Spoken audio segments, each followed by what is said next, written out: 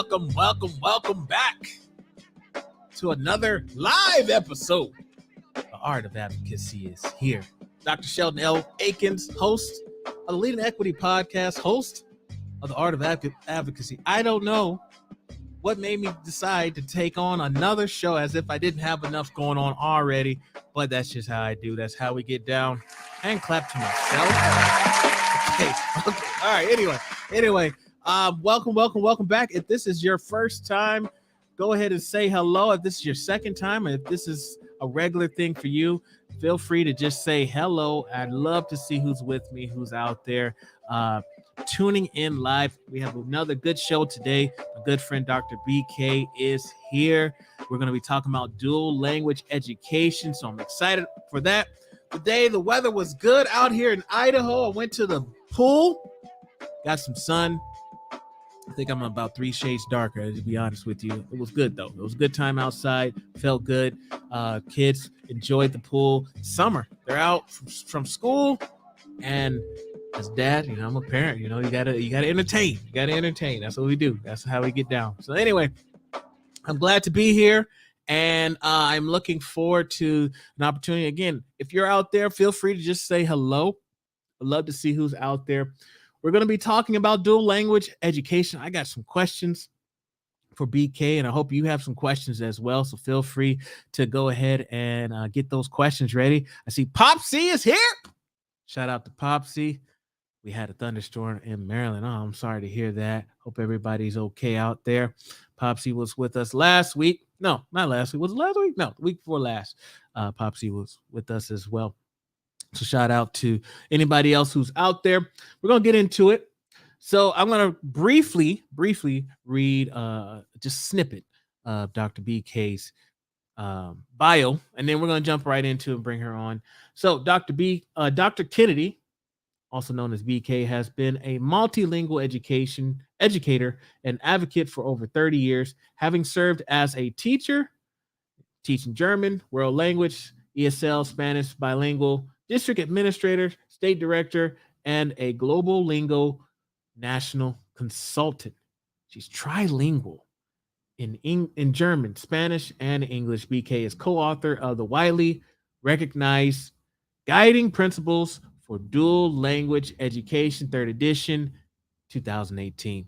Okay, so without further ado, I'm going to bring on BK.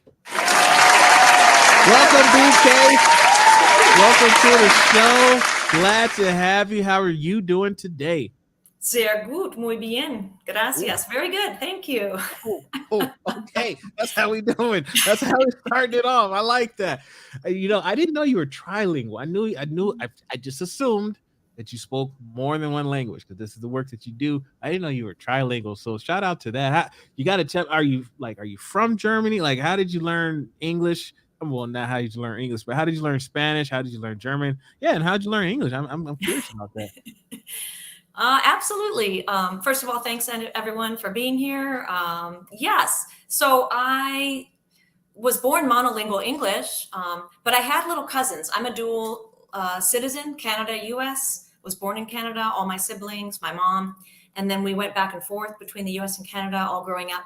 And in Canada, as you might know, it is a French-English bilingual country. And I had cousins, little baby cousins, and my baby cousins were bilingual, French and English. And I was very upset at my own family, my mom and dad, when I was about 5 and the baby cousins came and they were really using both languages, even as infants and toddlers. I said, why can't I do that? Mom and dad, you need to do that with me. And they said, well, we don't know French. So from a young age, I wanted to be, I don't know why, I wanted to be multilingual. And so I did teach myself. I borrowed the dictionary, the French-English dictionary from my older brothers and sisters. I'm the youngest of 8.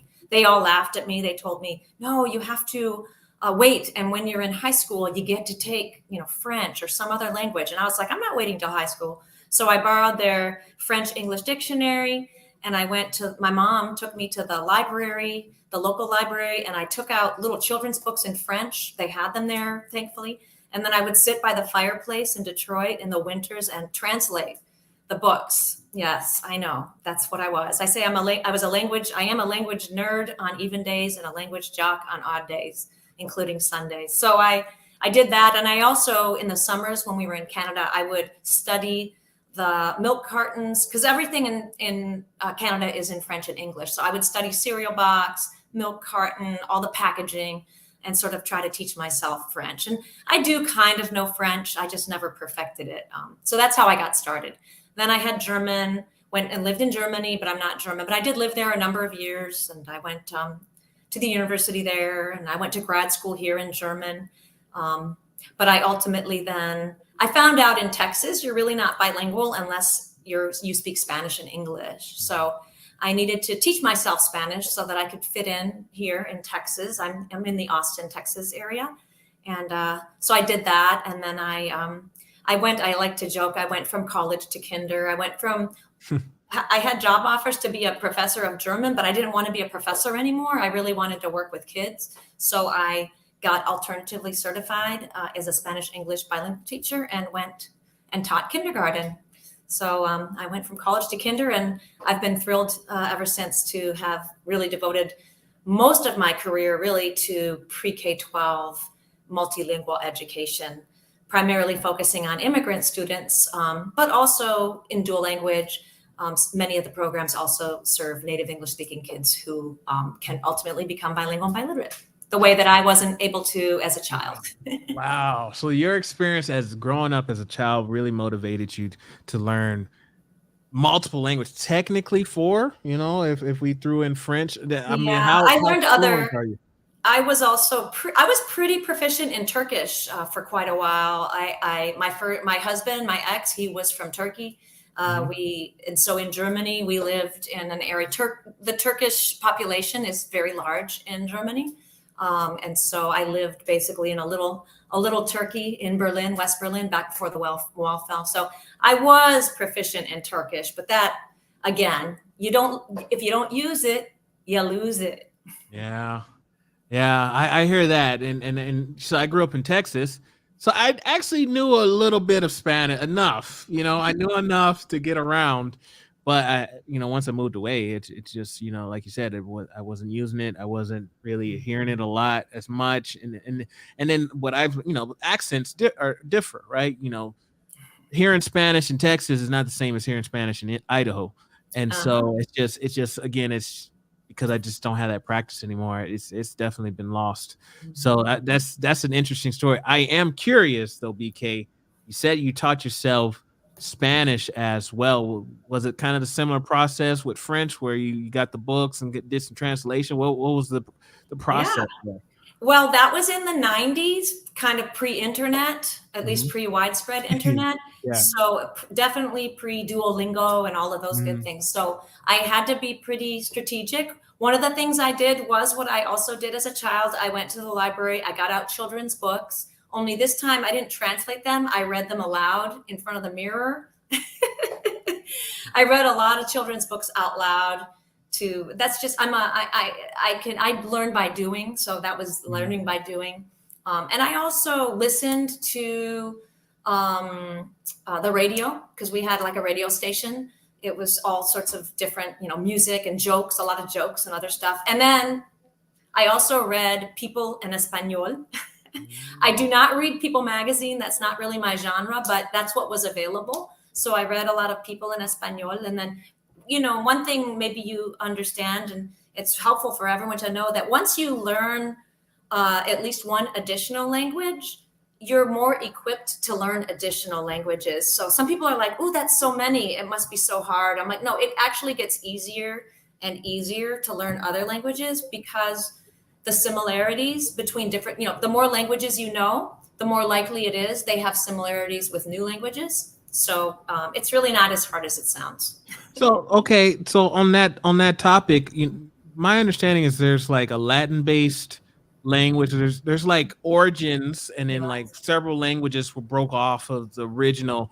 So, I mean, maybe you can help me understand as far as my understanding is like two main, there's like a Latin version where a lot of languages come from the derivative from Latin, and then there's another one, Germanic, that another set of languages come from? Where does English fall in that? Both. Oh, Yeah, it okay. has some things that are Germanic and other things that are Latin.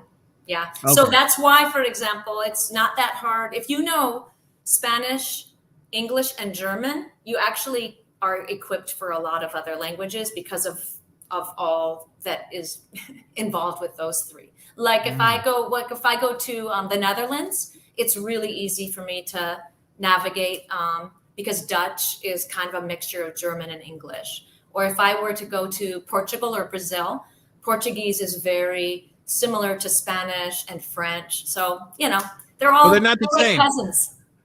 Portuguese is not the same as Spanish. I learned that. I went to Brazil and thinking I went to Brazil. It's like, oh, I know enough Spanish. I should be fine. And no, it was tough.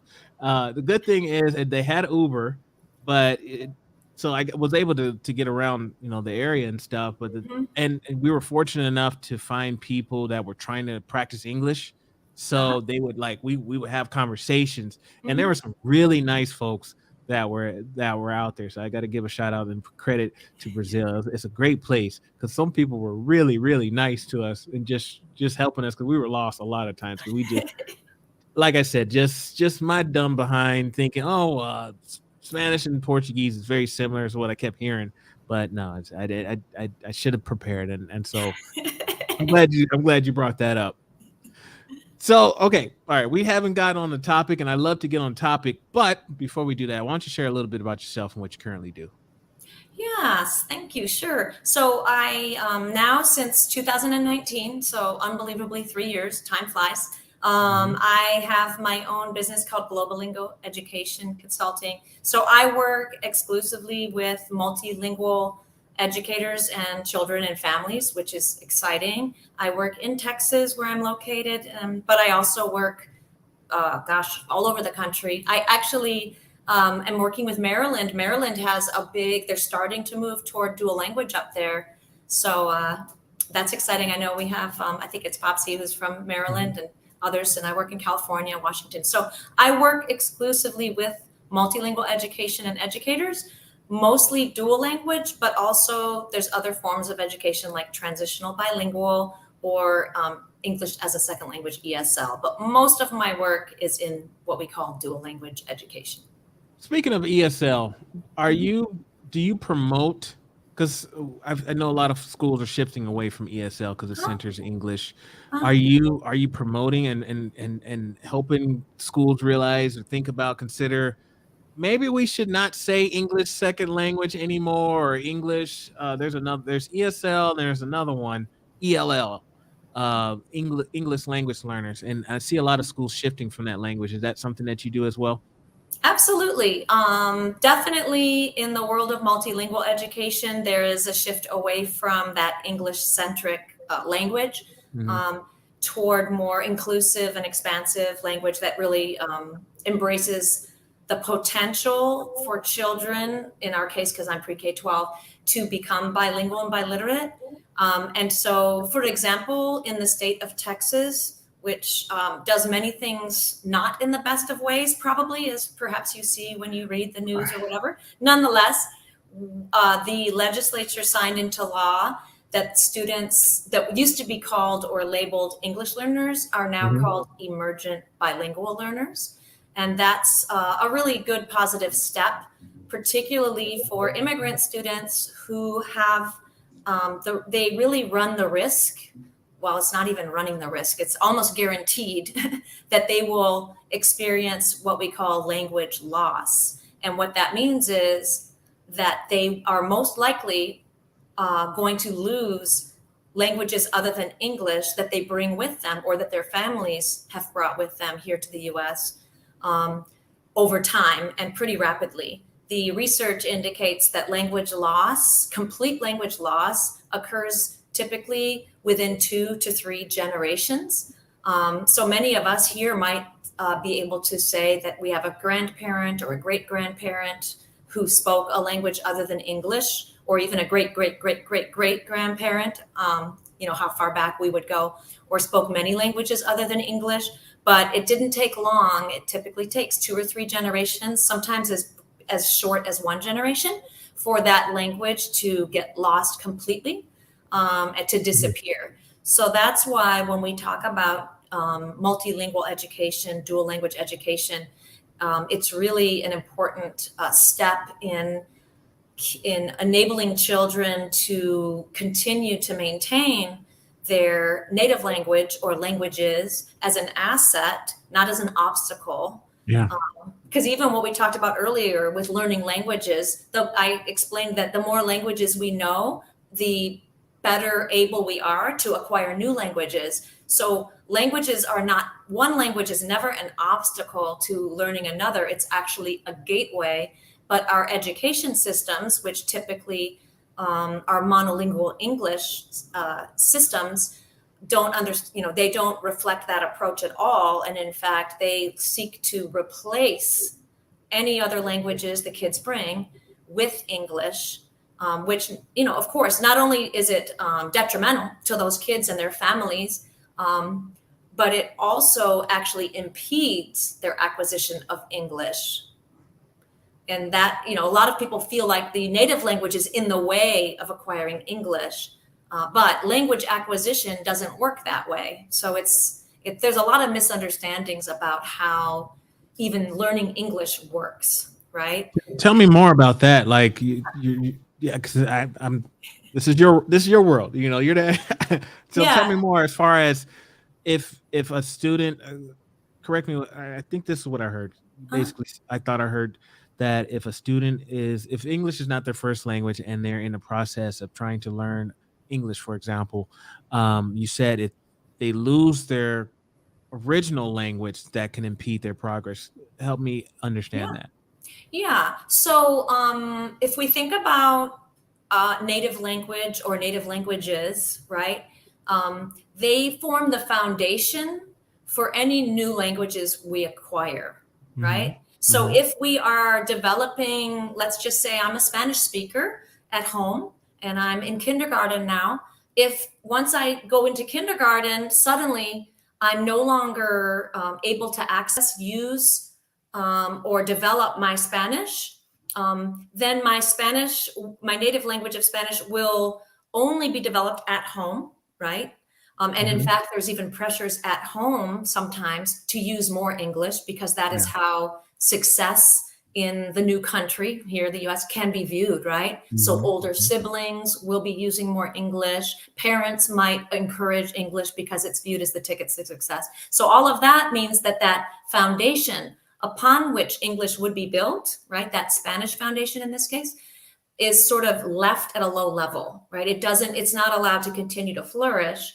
And so English itself is not it's not rising up. I look at it as like a boat on water, right?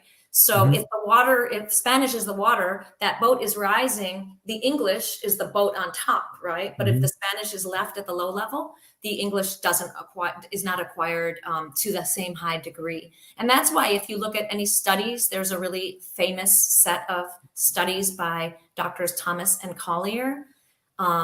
They collected over 7 million individual student records here in the United States across the country. They looked at students who were able to go to school and learn in 2 languages, their native language plus English. And they compared the outcomes of those students on English reading tests, every grade level, first grade, second grade, all the way to grade 11. It's a longitudinal study. And they compared those outcomes to the outcomes of children who entered in and only had English instruction, okay? And what we see is in the early grades, the outcomes are pretty similar, right? They're kind of making some progress in English. But then around grade 4, 5, 6, 7, the outcomes start to really split, the English outcomes. The students who are continuing to develop their native language, their English is starting to really soar, okay? Which seems so strange to us. Right. More English, right? But the other students who were experiencing their instruction only in English, their scores on English reading sort of stagnate and even drop off in the middle and high school years. Wow. And it's very counterintuitive, because usually we kind of would think, well, more English must mean better English. But in fact, in this case, because of the way language develops, more English does not mean better English. Wow. Okay. I did so okay. I didn't know that. All right. So then here's my question, BK. What can schools do? What are some strategies schools can use to help kids retain their original language Mhm. while learning another language? What are some things that we can do to support that? Yeah, there are a lot of different things we can do. Anything from providing as many years as we can in starting in elementary and all the way up, as many years as we can of education that is in both their native language and English. We're not teaching English, but we are teaching both. And so, for example, dual language education is a program in which children enter either at pre-K or kindergarten, and at least half of their instruction, their content, their grade level content instruction, at least half of it is delivered in their native language. In this case, we could say Spanish, right? And that continues for at least 5 or 6 years. So, in other words, the entire elementary school experience would be at least half in Spanish and half in English, or we call those partner languages. It could be, a variety of other languages. I just use Spanish here as an example. It is the most commonly taught language because of the size of the population of Spanish speakers in the country. So ideally, that's the sort of the ideal. And in fact, the real ideal is to continue that type of education, dual language education, all the way through high school. If the students do it all the way through high school, then the expectation is that they could, when they graduate, they could attend the university in English here in the US or in some other English-speaking country, but they also are prepared to enroll in a university in a country where Spanish, Mandarin, whatever language they were studying, is spoken and taught, which is a pretty amazing opportunity, right, for these students if they were going to college. And even if they're not going to college, they are fully bilingual and also biliterate.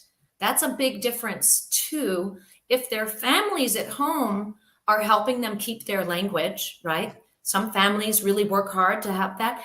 They're usually still mostly conversational. That's bilingualism. But at school, we also bring in the biliteracy. So the full ability to read and write, to do math, science, social studies, all of it in the two languages at grade level. So that's kind of the Cadillac version.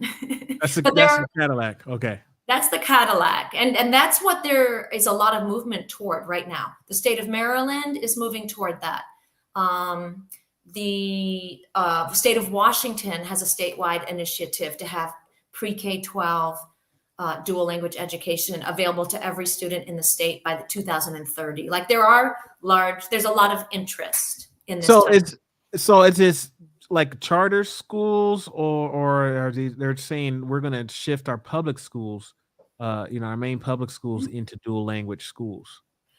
Both. I work mostly with public schools, Okay. but I also have supported charter schools.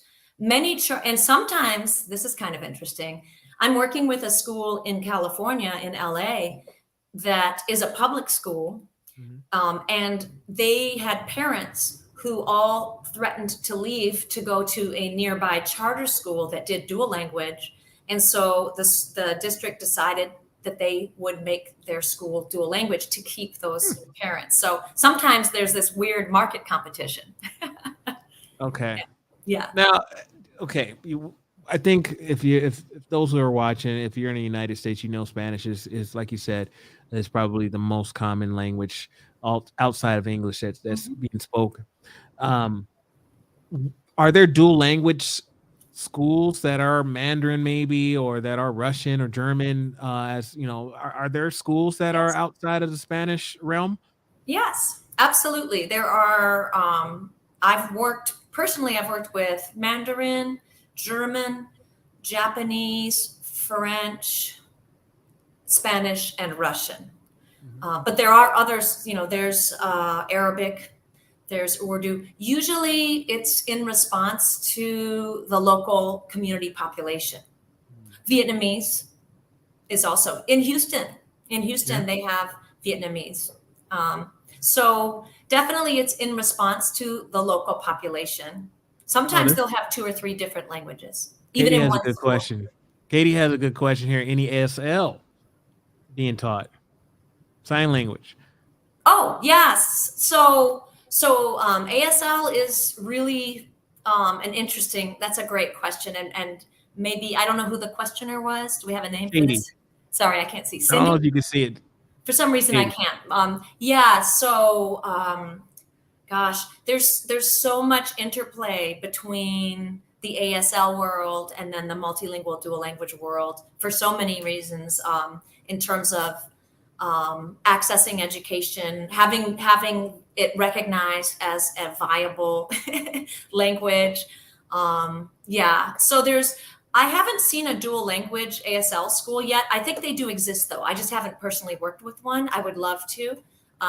One of the exciting things about my work is that when I work, every time I work, like if I got to work with an ASL dual language school, like that would be amazing learning, because the issues, the challenges, the benefits, it's still a little different. But yes, they do exist. I just haven't worked with one yet. But if anyone knows of one. yeah. If you're watching, if you find a ASL dual language, pop that in the chat. Share the link. Yeah, because I'm interested in that. That's a great question. Thank you, Katie. Popsy also says, she says, she's in Maryland. We have French immersion, Spanish immersion, and Mandarin immersion here as well. So, okay, immersion, is it semantics thing? Is there a difference between the immersion versus the language? Share something about that for us. Yeah, that's an important piece, especially when we're talking about equity. So Maryland, the schools that are likely the ones Popsy's talking about, as far as I know, and I have worked a little bit with the state of Maryland, and I work with Baltimore now. Anyway, so I have a little bit of familiarity. And I lived in Bethesda when I worked at the Center for Applied Linguistics, so I love Maryland. I believe those schools that are being called Immersion, and are being talked about here, are probably serving mostly native English speakers who are acquiring those other languages. And that's a little bit different than what I'm talking about. It's related, of course, when we come to equity. I can hear when that we're talking already. about, the stakes for a native English speaker to have the opportunity, the privilege at this point, really, to become bilingual and biliterate, that's a different situation, obviously, than if we have immigrants who, without this type of education, will lose their language.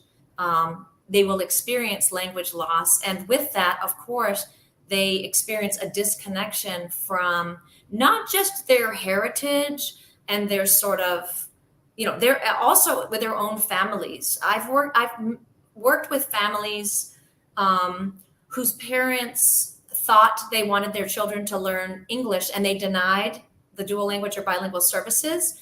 And by the time those children are in middle school, right when parent-child communication is probably most important, right? When we hit middle school years, the children are no longer capable of having conversations with their parents, because often the parents are still primarily, let's say, Spanish speakers, but the children have sort of moved away, right, through the education system, through the English-only instruction. And also, we have to acknowledge, through the status that English is afforded in our schools and in our communities, right? English is a status language. It is a language of power. It's the world language of commerce, of technology, of pop music, right? It's of cult. English has a very strong power currently. over the course of history, different languages have been the languages of power. French during colonialization was the main language of power. Previous to that, we had, of course, Latin during Roman times. Anyone who's the conqueror, honestly. So we can't really underestimate that language. Language is not just language. It's tied to power. It's tied to authority. It's tied to status. And so that can really also impinge upon the kids even wanting to continue to develop their native language, especially because the flip side of the status and power of English is the association of other languages with immigrants, with, and all of that politically charged rhetoric around others coming in, right? So language is very, very packed with a lot of other factors that impede, like that really, even in a dual language program where everyone is trying to work on multilingualism, it's a real battle to to keep kids interested in that language, because we call that elevating. We have to elevate the language that is not English because it's constantly viewed as below. And so we elevate to try to keep it equal, right? That's that whole idea of equity anyway. Yeah. We have to elevate in order to be equal. Yeah, that makes sense. And so I didn't know. I should know this. I don't know why I didn't. Why it wasn't. It didn't click, I guess. But the immersion piece. So my understanding from your explanation was the immersion pieces centers those students who English is their first language, who basically would like to learn an additional language to add to, so I could see how the privilege piece could come into that, as opposed to dual language programs are for those who are in the process of learning or acquiring English, in addition to what they already their home native tongue. Is that correct? That is. There's actually one more in between. Okay. So and that's when we move into what we call gentrification of dual language. Yeah. Oh, there's a gentrification. Okay, tell me more. Of dual language. Tell me more. So among, like we said, we have the immersion, which is all native English speakers, all having access to becoming bilingual, at a school. And that's great. We don't want to say it's bad, but there it is. Then we have on the other side what we talked about, where it's all native speakers of Spanish or home language or heritage speakers of Spanish who are in dual language to retain and maintain that language while learning English. Okay. And that's called what we call that one-way dual language. I don't want to get into all this terminology, but between those two is another flavor of dual language. We call it two-way. Basically, about half of the students in the classroom are native English speakers. The other half are these Spanish or, speakers of a language other than English. And so they're working toward developing full bilingualism by literacy, which is a really great model as well. In fact, in many states, I don't know if you're aware of this, in many states, there's actually laws that stipulate that instruction in pre-K-12 schools must be in English only. Okay, that's what we call English only states. Arizona is still to this day an English only state. California was not an English only state, but in the I think around 1998, and this was huge because California is a state, of course, with great diversity of students, a huge number of students coming in speaking languages other than English. But there was this English only political movement that came into the schools, and there was a proposition, Prop 227 was enacted in 1998, which said schools can only teach in English. If they are going to provide instruction in another language besides English, such as through dual language, then it must be a two-way program, right? It must also benefit. It can't just benefit Spanish speakers, right? It needs to also benefit native English speakers. And that little political shift there, it's kind of interesting that so that political movement of English only education spread. It went to, Massachusetts, Arizona, all these different states. And it resulted in lots of states being English only. If they wanted to try to do any education that was multilingual, other than world languages in high school or something, right? But what we're talking about here for young children, then they had to do it through including native English speakers. Otherwise, it couldn't happen. So North Carolina is still an English only state, but they have used that sort of loophole, I guess you would say, of two-way dual to provide dual language education. California, I will say, if anyone remembers the fateful 2016 presidential elections at that time, in that election, California finally repealed, basically, or I guess we'll just say repealed. I'm not sure that's the correct term for what happened, but they voted down their English only law, Prop 227. And so since 2016, California now is able to do dual language and other forms of bilingual education, targeting the students who come, that are not English speakers when they arrive in the country. They're able to do that now, and many other states are following suit, because often, as California goes the rest of the country in this area. Yeah. I was just doing a quick Google trying to see if Idaho was English only, and I can't find that information. Is there a list or like that you know of that says these are all the English only states?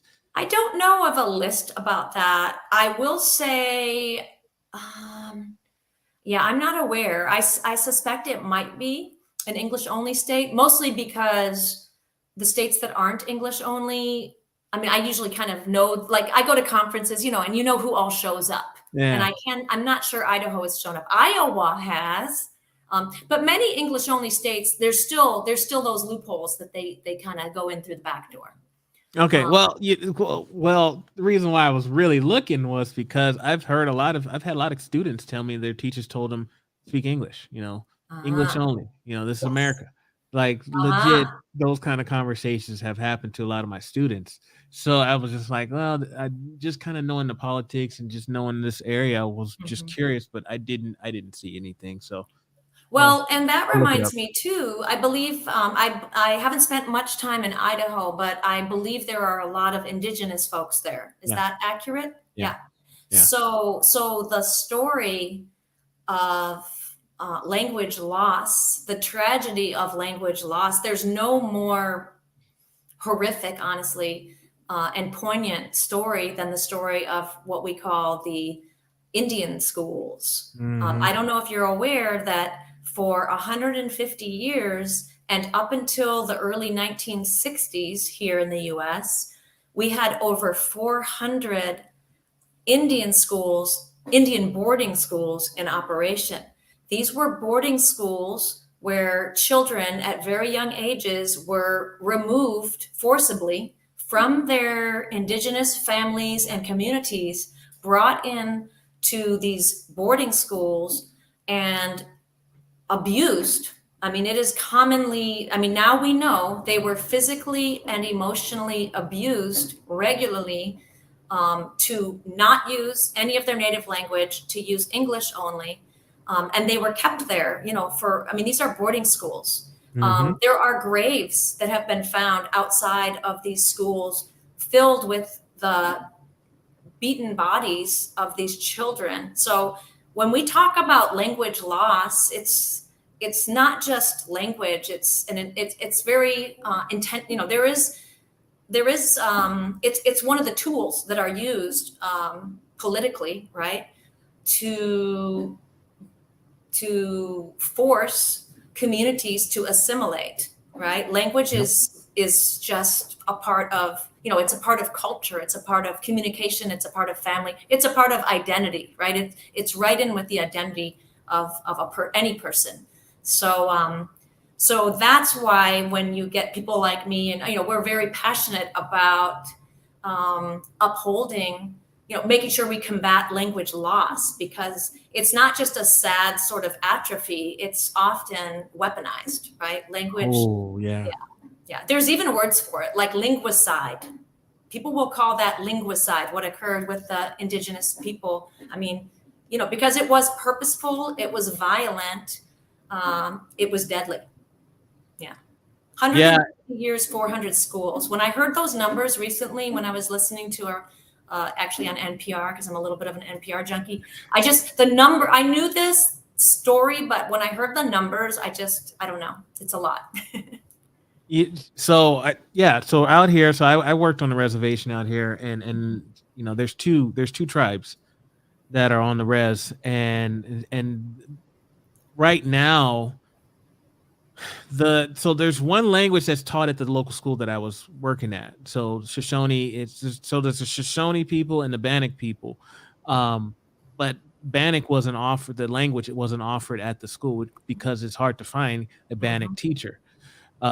Because as we kind of what you said, generationally, we're at a place where the elders are the ones who still speak the language, and a lot of our younger generations, it's just not being taught. It's because so few people speak the language, and a lot of that. I mean, there was boarding school out here as well, and so it's just when you think about, because my thing was, I remember attendance was a challenge. Right, we would have a lot of kids that they wouldn't come to school for whatever reasons, and a lot of those kids lived with their grandparents who went to boarding schools, who had a horrible experience in school. So when their granddaughter or grandson says, "Hey, I don't want to go to school today," it was like, "Oh, okay, yeah, don't go. I get it." It was, even though it's a tribal school now, but because of the trauma that happened years and years ago, and like you said, the mistreatment of to kill the Indian, save the man, was a mantra. And so because of all of that, you see generationally how people have started to look at education differently because their experience wasn't all that great. It was traumatic, it was terrifying. And so now the emphasis of pushing college and pushing all those type of things generationally has changed and shifted in this area. So yeah, I know exactly what you mean, and it is sad because I would love to learn these languages, but again, it's just hard to find people who still keep that speak the languages and are able to teach it. So thank you for sharing. In the world of dual language, I will say though, there is a huge movement to support indigenous families and children and communities through what we call language. So we call that language revitalization. It's your stuff. You know your terms. That's revitalization. I need to start writing these down here. You got what was it? Gentricide. What was the one you gave me? Linguicide, gentrification.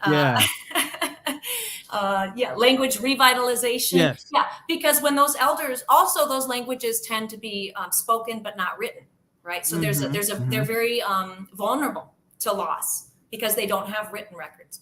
And the educational system, the way that education occurs within many of these tribes is a completely different way of teaching. But there are dual language schools that are striving not only to teach in the languages, but also to teach in the ways. As an example, because I try to learn about it, I'm definitely in the very beginning stages of understanding that. But for example, something like science has to be taught outdoors. In the ways of some of these indigenous groups, they teach science because it's nature, right? And so they can't teach science indoors. That doesn't even make sense to them in their language. So it's interesting because even the educational practices are culturally bound and different. But there are definitely educators that are working on making that work. And you can imagine the impact maybe for the students, even the ones you're talking about, who may be more interested in attending school when school is more aligned with their entire sort of way of being. Yeah. So that was going to be my next question, BK, because dual immersion or dual language class schools where the language is highlighted, but is the culture highlighted as well in these schools, and what should that look like? Absolutely. Yes, language and culture are, hand in hand. So in dual language, we have what we call the three pillars. These are three separate pillars that, of course, are also connected and intertwined. The first pillar is bilingualism and biliteracy. We've talked about that. The second pillar is high academic achievement in two or more languages. I will say that one is very much, it's great, but it's also very aligned with sort of selling dual language to, the way we think about education, especially since No Child Left Behind and all of that. So so first one's bilingualism, biliteracy. Second one is academic achievement. And then the third pillar is sociocultural competence. So sociocultural competence is, really fulfilling the promise to our students and their families that they will embrace their own diverse cultural experiences, but also understand and appreciate all of the diversity around them, right? As we are different, so is everybody. And so really teaching the students about navigating highly diverse spaces, understanding how unique individuals fit within a highly diverse community. And then, so all of those pieces, that's part of the dual language. That's the third pillar, sociocultural competence. And interestingly, there is a movement within dual language to add a fourth pillar. And the fourth pillar, what they're wanting to do right now, it really is critical consciousness. So critical consciousness right now is kind of embedded into the third pillar, sociocultural competence. But because of the urgency of the need to be advocacy oriented and more critically conscious in that way, there's a movement to add a fourth pillar. It hasn't happened officially. It's kind of a little debate going on. Is the third pillar enough? Do we need to introduce a fourth pillar? So, what is your take? Do you think we should do a fourth pillar? I'm not opposed. I'm a nuanced person. Like I can see all different sides but I'm also a bit of a pragmatist, and I live right now in the state of Texas. I don't know if anyone out there, but we have a very, well, you can see we're living in a very restrictive, extremely restrictive time down here. So, it's the question of, do you push or do you keep what you've got and protect it? That's where we're at these days, huh? Yes. So I would say the fourth pillar, that's kind of where that's at. Do we push or do we kind of lay low and hope we can survive what's happening right now? Okay. Well, that makes sense to me. I didn't know. First of all, I didn't know it was all those pillars, and nor did I know there could be a fourth one. I'm curious. So, like, what type of resource? Like, if I want to learn more about dual language education, multilanguage education, what are besides your resources? And feel free to reiterate your publications. But what other type of places should I go to try to find more information? Yeah.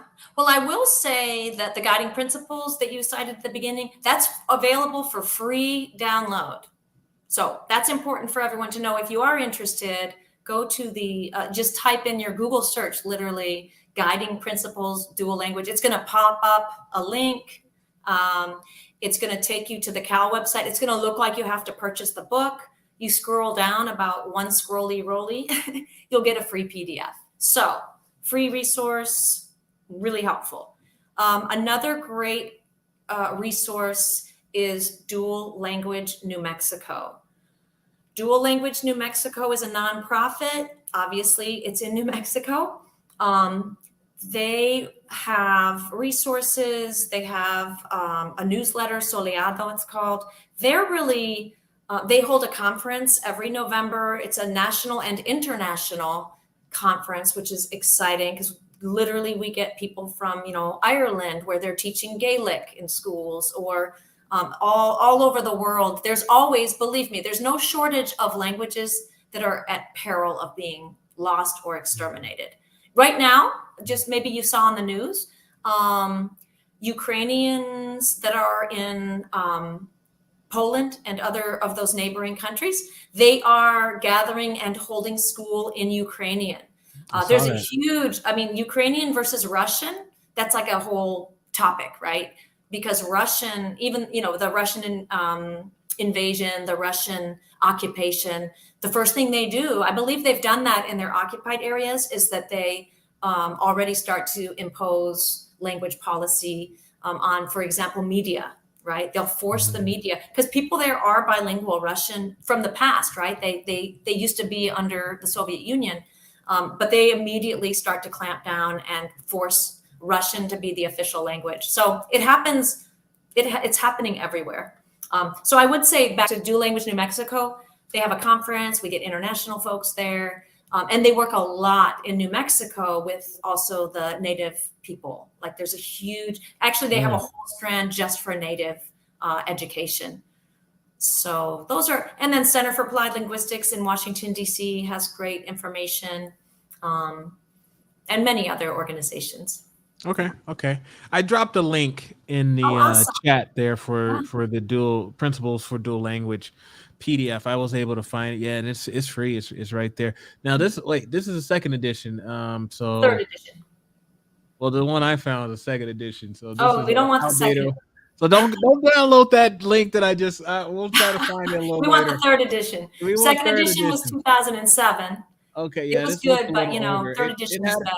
It looked a little older as I'm looking at it, and I don't see your name on there either. So exactly, I wasn't on the second edition. Okay. So those, disregard that link. Find the third edition. If I had an assistant, I would have it done. But I just did a quick thing real quick.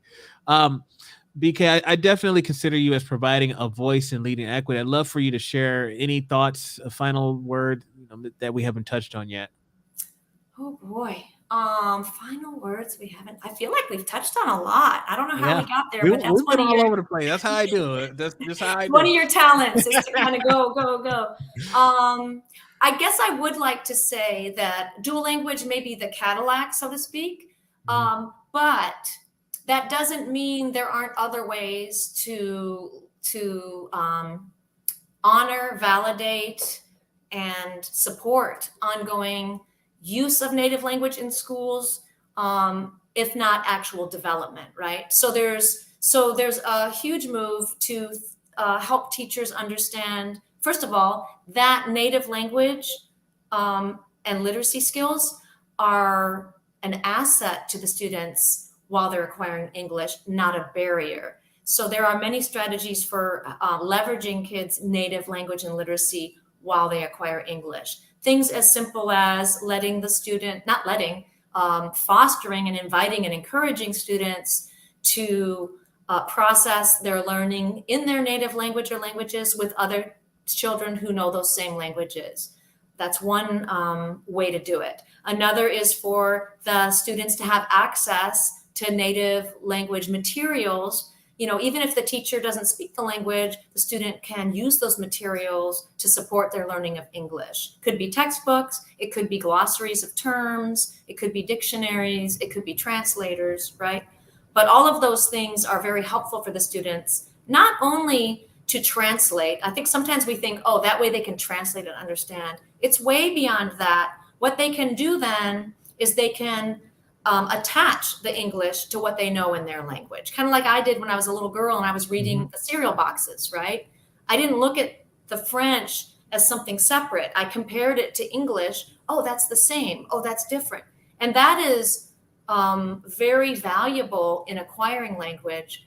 If we don't help students see the value of that, or if we actively kind of deny that that is helpful, we're actually I like to say we're kind of cutting the students off at the knees. They have an asset, they have access to it, and yet we're not either allowing them to do it or we're not letting them know that is helpful to them. So there's all sorts of strategies that ESL teachers can use, and we will always need ESL and ESL teachers. So I always give a lot of love to them, because to do dual language, we need a large group of students who share a common language.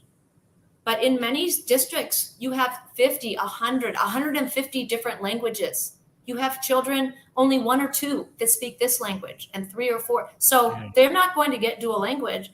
So we don't want to be mad that we're doing ESL. ESL is an incredible lifeline for so many students who otherwise would just be thrown in, to English only instruction with no supports. So I definitely, for any ESL educators out there, love to you all as well. We're all in it together, Yes. recognizing the assets that the students bring, helping them recognize those assets for themselves, and supporting them to be full individuals with full bilingual, biliterate, bicultural identities, or multilingual, multicultural identities. Love it. By the way, I found the 3rd edition PDF. I forgot you got Dr. Jose Medina's on there. He's been on the show. Yep. So yeah, I dropped the link in there. There's a 3rd edition is there for you to download. PDF is right there. It's free. Feel free to do so. BK, if we got some folks that want to connect with you as well, what is the best way to reach you? Oh, I would love to hear from any and all of you. Globalingo Ed, so Globalingo, not 2 L's, just one, Globalingo Ed at gmail.com. Email me. I'm on LinkedIn and I'm on Twitter. I'm not super active, but I am on there, so you can look me up. I think I'm Dr. BK on both of those. Yeah, I think those are the main ways, email or Twitter and LinkedIn. There we go. Or at conferences. At conferences. Okay. International and local as well. That's one of the benefits, I guess, of speaking multiple languages. You can attend multiple conferences outside. Yeah. So that's pretty cool too. So BK, it's always a pleasure. Thank you so much for joining us today. Thank you. I'm gonna give my final words, but again, it was a pleasure. Thank you.